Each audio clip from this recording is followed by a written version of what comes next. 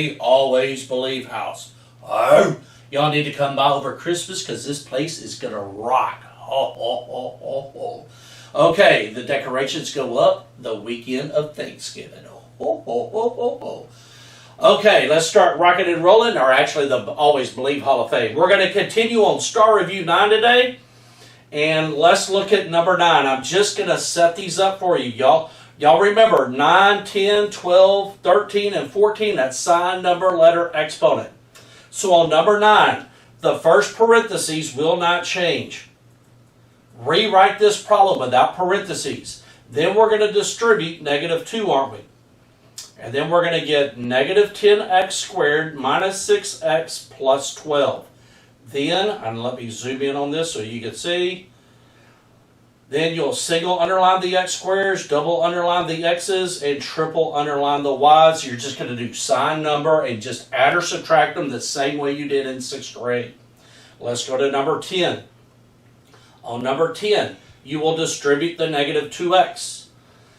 Now then remember, this times this will be x squared. This times this will be an x. So make sure you finish this up. Most of you are not writing down the x squared and the x. X times x is x squared. X times the number's x. On this one right here, you're going to graph this. After you have it graphed in the calculator, hit Control T. And then you can get your answers, right, from the table. We've been doing that. You need to be doing that every week. Make sure you go back into one of the early Star Reviews if you don't get that so you can see how to do that. Okay? Number 12. This is something you've learned this week. This is the 3rd time you've done this. Remember, what we're trying to do is to get the Bluebell truck. So these are the stores after the Bluebell truck. So another way you could get that is to make a fraction. What is the biggest number that goes into 24 and 60? You can divide those by, can you figure it out? 2 works. Okay, 4 won't go into 30. And 6 works, right? And there's 8 won't work, 10 won't work. So it's going to be 6, right? So I'm going to divide these by 6. And now then, x squared is x times x, and x is x. They each have an x, don't they? So I could take a 6x out of the top and bottom. That 6x is my GCF, which is my Bluebell truck.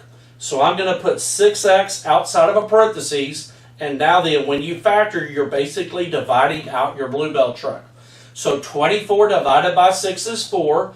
X squared divided by x is just x.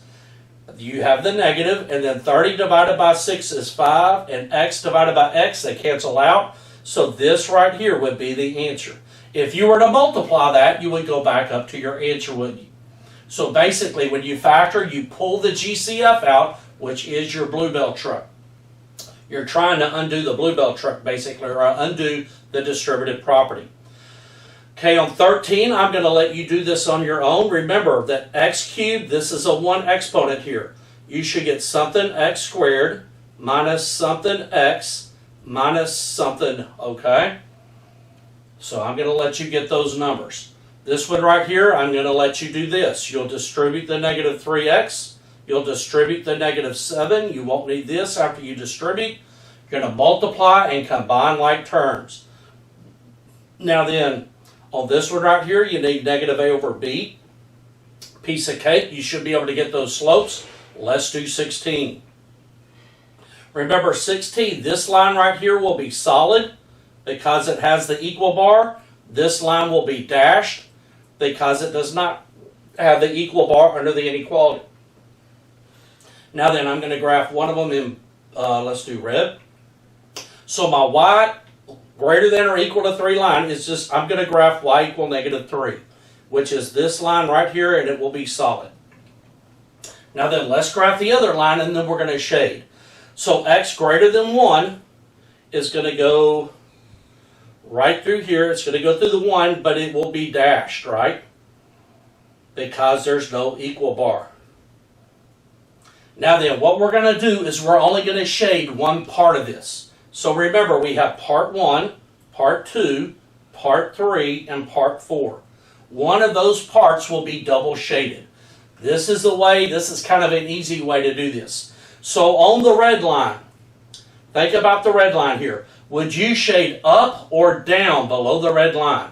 We have y is greater than, right? Which way do you get greater on y? You don't go down, you go what? Up. So from the red line, I need to shade up, draw an arrow going up. That eliminates part 1 and part 4, doesn't it? Part 1 and part 4 are both incorrect because they're not above the red line. So the answer has to be part 2 or part 3. If we go right from the purple line, it's going to be part 2. If we go left, it'll be part 3.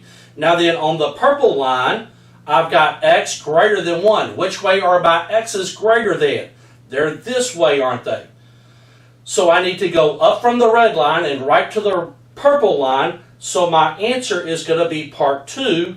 So basically, you would shade in part 2.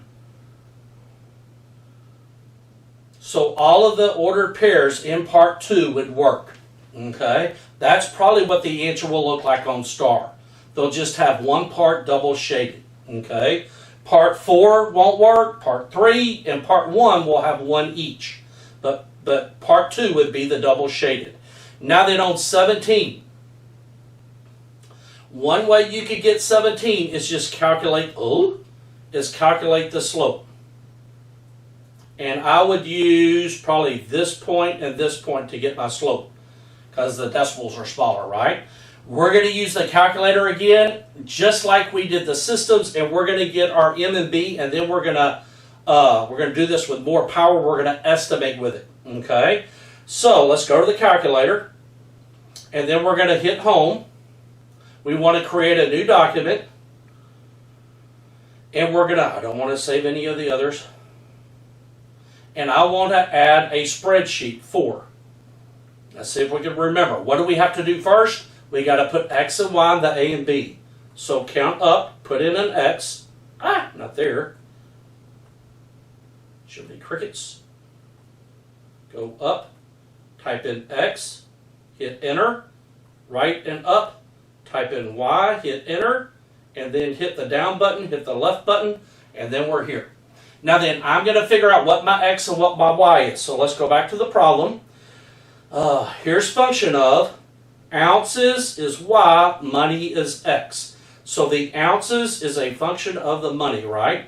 Y is a function of X. So this is going to go into my X column, isn't it?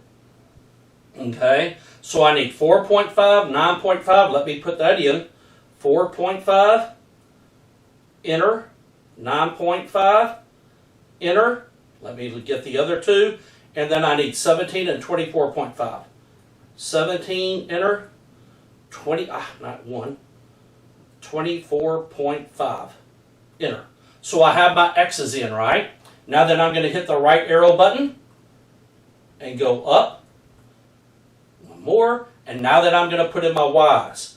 So my Y's will be 2, 6, 12, 18, right? So 2, enter. 6, enter, 12, enter, 18, enter. Now then remember, we want the slope, but with the calculator, we're going to get the slope and the y-intercept. We'll get the equation of the line, won't we? So this is one way you can calculate the slope. It's just a lot of process. You might be able to subtract it in your brain quicker than doing all this with the calculator. So let's hit menu. We want to do stats, so that's 4. We want to do a stat calculation, which is 1, and we want a linear regression, mx plus b, which is 3. Okay, now then right here, you got to hit X down, Y down, enter. So X down, Y down. That means the X list and the Y list is that X and Y you plugged in. Then hit enter, don't go down and click OK, and we have this. And bam! Our M is 0.8, which is 4/5, right? And the B is negative 1.6.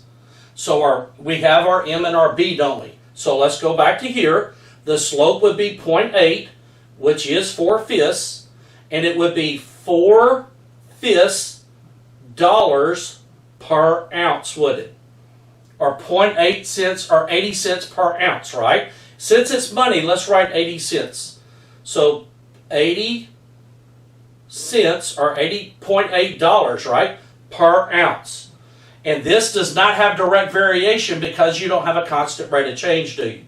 Now then the equation, let's get our equation, 0.8x minus 1.6. So write down y equals 0.8x minus 1.6. Now then, let's find out what x is. Let's find out what we could get for 40 bucks or for $40. So if I wanted $40, how many ounces could I buy? I'm going to take that 40 and plug it into x, right? So 0.8 times 40 minus 1.6. Punch that in on the calculator. That's going to be 32 minus 1.6, which is going to be 30.4 ounces, right? So if I had $40, I could get 30.4 ounces. That's how you would estimate with that calculator. So you would get your mx plus b, you would plug in the x into that, work out the math, okay? Fantastic stuff. What a great day.